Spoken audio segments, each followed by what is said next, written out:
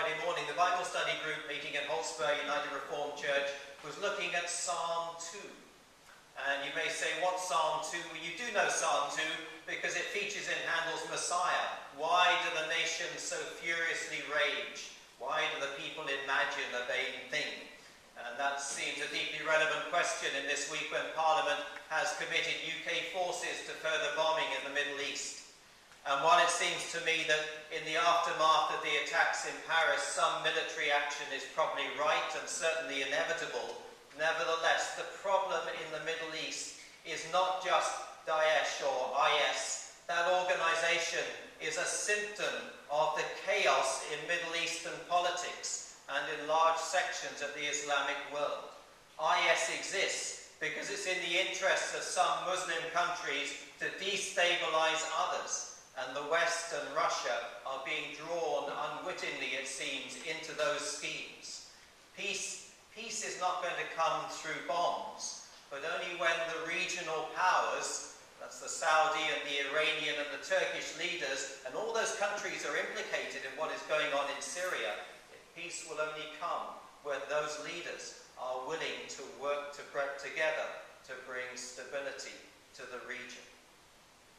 Why do the nations rage? Actually, the psalm there, Psalm 2, does give an answer to that question.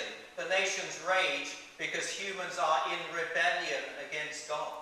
There will be no solution until people come in repentance and faith to the cross of Christ. Until people understand, in the words of Psalm 2, that there is a king, God's anointed, King Jesus, enthroned in Zion. At root, logically, we may conclude Christian mission, not Western firepower, is the best hope for the world. And the thought certainly strikes me that if the church put a fraction of the effort into winning people for Christ that governments are now putting into destroying IS, the world could be transformed. But for this second Sunday in Advent, I want to reflect on another aspect of the question asked by the psalm writer and in so many other places in the scriptures. Why? Why do the nations rage? The why of the question is interesting. It shows that the psalm, like the Bible in general, is not to be understood just as a manual for fixing things. If that was all the Bible was, then the why questions would be redundant. A quick fix manual would ask a different question, not why do the nations rage, but maybe something like, how can we bring peace? Why questions characteristically do not tell us what to do. They help us to understand. And here I think is a good insight into what God requires of us. Understanding, which must precede action. Why is in fact a very sophisticated question. It goes far beyond our need for human survival. So take an example. To feed and clothe our bodies, to find shelter and warmth, we don't need the why questions. We need instead to ask how. How do I start a fire, maybe? Or when? When will these berries be ripe? Or where? Where can I find shelter, and so on? And the hasty among us might conclude that asking why is a dangerous luxury, or even a dangerous distraction in a world of pressing needs. The person of action might be tempted to say, we can solve problems without needing to understand them. Just tell us what to do. But despite these seemingly sensible attempts to get us to go for quick solutions, the why questions remain. Why do the nations rage? Why do the peoples imagine a vain thing? Why is the Middle East in such a political mess? Why has Western foreign policy been so ineffective? Why is it that human beings cannot live together in peace? It's characteristically human to want to know the answer. Not just because it may help us to solve a particular problem, but because we are insatiably curious. We don't simply desire to do, we want to know. Not just know how, we want to know. Why is the classic open-ended question that leads us to understanding. It opens the door to what's new and surprising, to the unexpected, the transformative insight. It may be that asking why is a mark of healthy intelligence, I read somewhere the most reliable predictor of educational achievement is what someone has called a hungry mind. A hungry mind. A mind that's full of those why questions. Why questions are expressions of curiosity. The greatest known thinkers have followed this path of curiosity, wondering about things and then formulating their questions. Indeed, considering it's more important to ask the right question than to find the answer to the wrong one. Plato described thinking as a dialogue of the soul with itself, that question and answer. Immanuel Kant, the 18th century German philosopher, wrote that it takes a wise man to know what questions he should ask. And in the 20th century, Martin Heidegger, never able to shake off his early theological questioning, insists that philosophizing, beginning with the primal wonder, why are there beings instead of nothing, is, I'm quoting him now, is extraordinary questioning about the extraordinary. We talked last week about the experience of the extraordinary under the heading of the sense of wonder. The wonder that we feel in contemplating something that surprises us or challenges our expectations.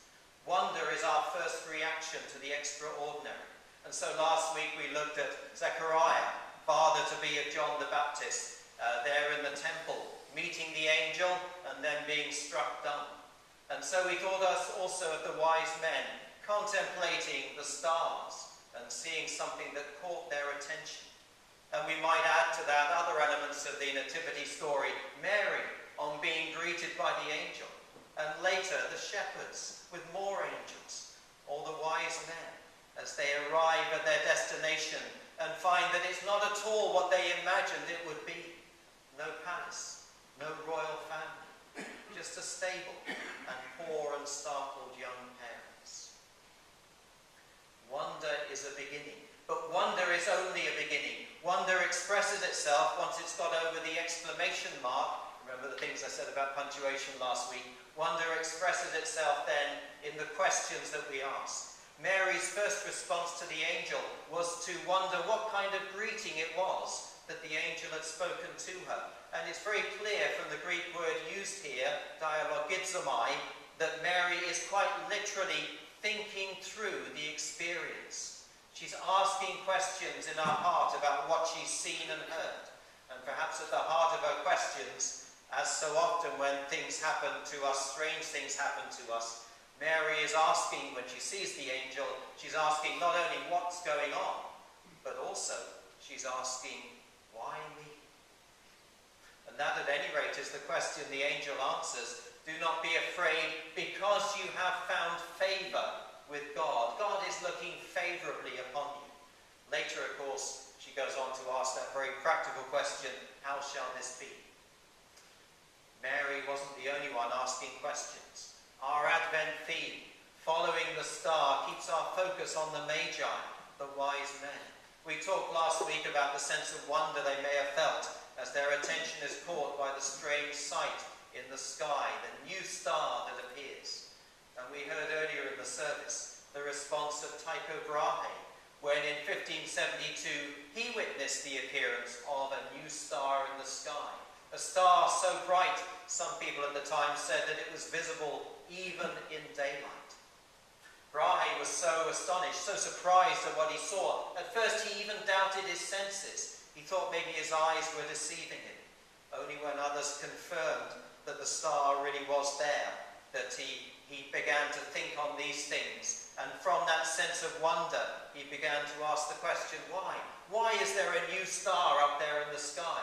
And specifically for him, in the context of astronomy at the time, how could there be change in that realm of the stars? And of course, from that, the science of astronomy took another significant paradigm shift, increased understanding of the universe. And it's interesting to think all Tycho Brahe's contemporaries saw the new star. It was very hard not to see it, but probably few paused to wonder, and fewer still stopped to think things through. Tycho Brahe wrote a book about the new star, and somewhere in that book, in fact in the preface to the book, he writes this, and he's scathing about his fellow astronomers who are not asking the right questions. And he says, this is in the Latin, O crassa ingenia, O kaikos coeli spectatores. It translates something like, O thick wits, O blind watchers of the sky. Yeah. Tycho was the one who asked and pursued the questions. And Tycho was a Danish astronomer. He ended up working at the court of Rudolf II in Prague, and he didn't know, of course, that the explanation for the new star, he didn't know what the explanation was. We know, as I said earlier, that that new star he saw was a supernova, a massive star explosion, a rare event, but strangely enough, another one occurred just a few decades later in 1604. And by then Brahe had died, but his successor as court astronomer in Prague was Johannes Kepler. And Kepler similarly studied his new star with immense interest. It was, again, an arresting sight, visible to the naked eye for more than 3 weeks. At its peak, it was brighter than any star or planet in the night sky, except perhaps Venus. Kepler certainly saw significance in the new star as the herald of a new age, and rather more, as we might say, as astrologer than astronomer, and hints there of the Magi also. He noted that the end of 1603, by his calculations, and the appearance of that supernova marked the beginning, he thought, of a new period in history, the previous two of which, so he claimed, saw the rise of Charlemagne and, going back further, yes, the birth of Christ. If you're wondering whether a natural explanation for the Star of Bethlehem was a supernova such as Kepler saw in 1604 or Brahe in 1572, you might be interested to know that Chinese records from 5 BC indicate something very bright in the sky, lasting for some 70 days. And if you say that 5 BC is clearly the wrong year, then you need to know that Dionysius Exiguus, who in the early 6th century calculated the date of the birth of Jesus, giving us our BC AD reference point, not only didn't understand the concept of zero, so he jumped from 1 BC to 1 AD, he also lost 4 years when he was adding up the dates of the Roman emperors. And it turns out 5 BC is exactly the right date that we're looking at for the birth of Jesus. But rather than worry over whether the star was a nova or supernova, or others say a comet or a planetary conjunction or something else altogether, I want us to understand the response of the Magi, that wonder that develops into questions, and the answers that lead to action. The Magi understood that the star heralded the birth of a new king in Judah. Perhaps, as I suggested earlier, they were clued up on the prophecy in Numbers 24, and they were inspired to pack their bags and go out and to journey and to pay the new king homage. There are wonderful, extraordinary things everywhere in our world. We sleepwalk through them most of the time, but the wonders confront us head on, as it were, when we hear the Christmas story. There are angels and a strange star. There is the central wonder of the miraculous conception. Behold, a virgin shall conceive and bear a son. There is the glory of the humble birth in the stable. There is the magic of the child in the manger, worshipped by shepherds and by those foreign sages. And underneath it all, there is the awe-inspiring truth, wonder beyond wonders. Here is God entering into our human world, being born in a human life. Wonderful indeed. Welcome all wonders in one sight. Eternity shut in a span. Summer in winter, day in night, heaven on earth, and God in man. Great little one, whose all-embracing birth lifts earth to heaven, stoops heaven to earth. There's a 17th century poet reflecting on Christmas. And as we begin to hear again the Christmas story, as we feel afresh the wonder of the events, what questions does it inspire in us? Yes, all those questions about how, when, and what. But perhaps most profoundly the question why. We might even go on to formulate the question, why Christmas? Why Christmas? Maybe we can formulate that question slightly differently. Why did God become man? If you formulate the question in that way, then you're treading on a path that others have gone before you. Notably in the 11th century, Anselm of Canterbury wrote a very powerful book entitled Cur Deus Homo, Why God Became Man. Why God became man. And Anselm's answer to that most profound of why questions is, in the second part of the book at least, a very careful reflection on the cross of Christ, on the death of Jesus as the atoning sacrifice for our sin. He answers the question of why God became man along these lines. Human nature was ordained for this purpose, namely that everyone should enjoy a happy immortality both in body and soul, and that it was necessary that this design for which man was made should be fulfilled. But it could not be fulfilled unless God became man, unless all things were to take place which we hold with regard to Christ.